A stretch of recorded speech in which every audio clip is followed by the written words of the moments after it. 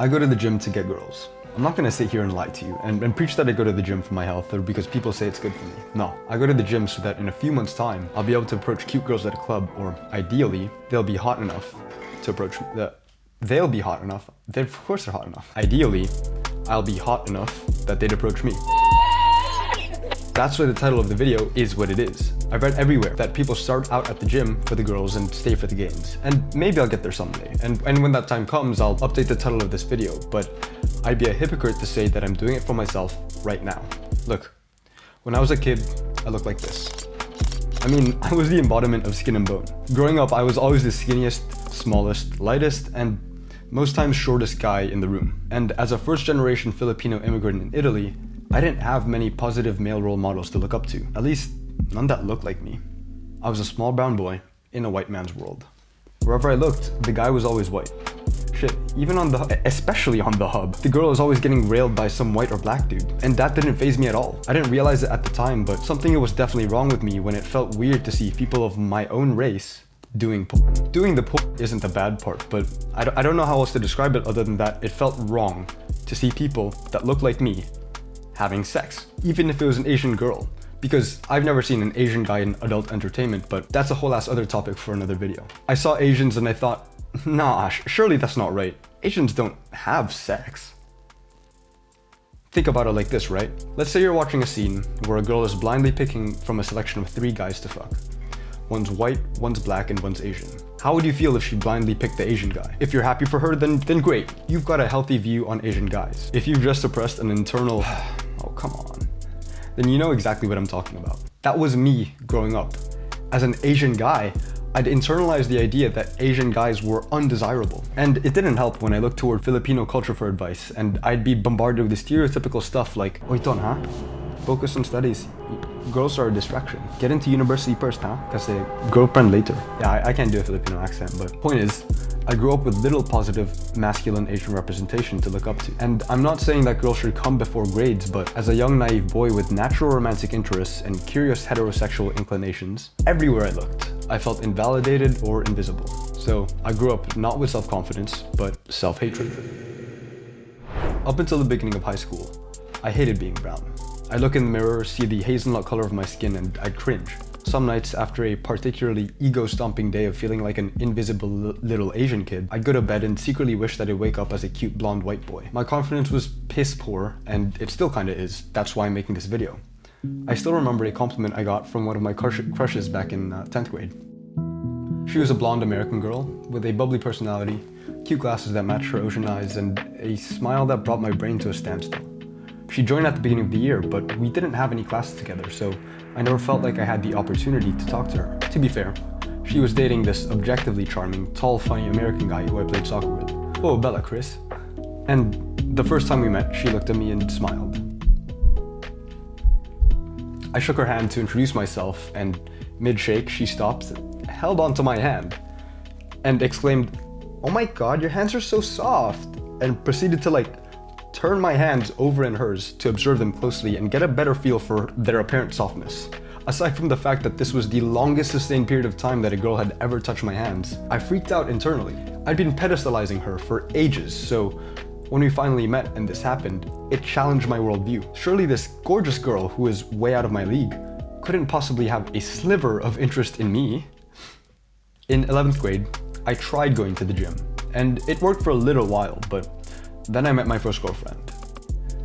And then we broke up, and I slipped into a few months of actual semi-suicidal life value re-evaluating couch potato depression. So all my gains left like she did. But for the first time ever, I saw it. When I was focused on my own self-improvement, even with the ulterior motive of becoming more attractive to girls, I saw the physical, mental, and social gains. I stood up straight, I looked people in the eyes, and I stopped being so afraid of letting my existence be known to others. I'd begun to look in the mirror with confidence, not hate. Insecurity was still a word in my dictionary, but it was more of a definition, not an autobiography. Back then, I was this insecure skinny kid who had somehow landed a girl who happened to also be a model. So when word of that traveled ahead of my name, I'd go to parties and guys who I'd never met before would be all like, "Man nova be, you're the guy that's dating a model."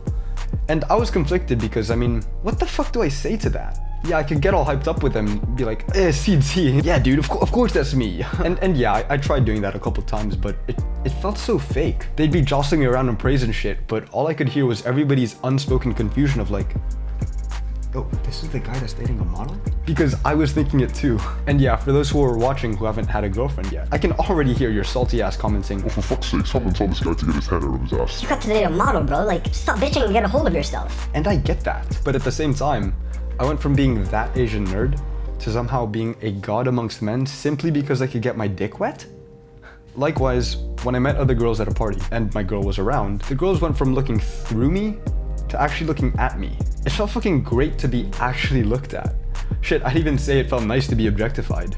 However, it felt super hollow for the girl I was with to be my defining feature when I met new people. I cared about her, and I still do as a friend, but she wasn't my everything. I don't think anyone or anything should be your everything. This might be a contributing factor in why we eventually broke up, but I cared about my own future, my passions, interests, and hobbies as much or more than I did for her. So it felt like a kick in the balls when people's eyes lit up when I talked about her, but then I'd get talked over when I talked about my ambitions for the future. I really appreciate that relationship with my ex for a lot of things, but something I'm really grateful for is that she showed me how it felt to be desired and loved for myself. Up until then, it didn't seem in the realm of possibilities for a girl that I could like to like me first.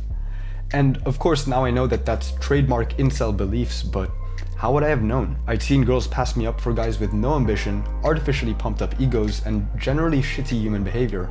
And I know this is the cringy, stereotypical nice guy mindset, but as a kid, it's all I knew. However, when I started going gym, I discovered muscles on my body that I thought only existed in legends or scriptures. And it was like a switch flipped, and I became more confident, regardless of having a girl or not. I didn't have to fake it to make it anymore. Look, all of this to say that right now, I go to the gym to get girls. I mean, it's not really the girls I'm after. I guess it's the validation I feel when one actually looks at me. Not that that's any better. It's the ego boost I get when I carry something easily that someone else was struggling with. You know how in school after an assembly, teachers would ask for volunteers to help stack and organize the chairs. So in a primitive search for feminine approval, you'd try to carry as many chairs as humanly possible. And if a girl happened to be looking, you'd feel a surge of energy and the chairs magically became easier to lift. Yeah, well, this is that, but I'm an adult now, so that's supposedly immature. Ultimately though, it honestly just feels good to look good. It feels good to look in a mirror with a post-workout pump and I'd be ever so slightly closer to being undeniably hot. Like Baywatch Zac Efron hot. And yeah, I know that some of my views are probably unhealthy and I need to mature, but one, at least I'm trying, and two, fuck you. You've got your own shitty takes on the world. Difference is, I'm secure enough to talk about them. Is how I originally intended to finish this video, but after getting feedback on the script, it was brought to my attention that outro came from a place of self-defense and insecurity. Yeah, I guess that just goes to show where I'm at now. I should probably stop taking inspiration from old Sneeko videos.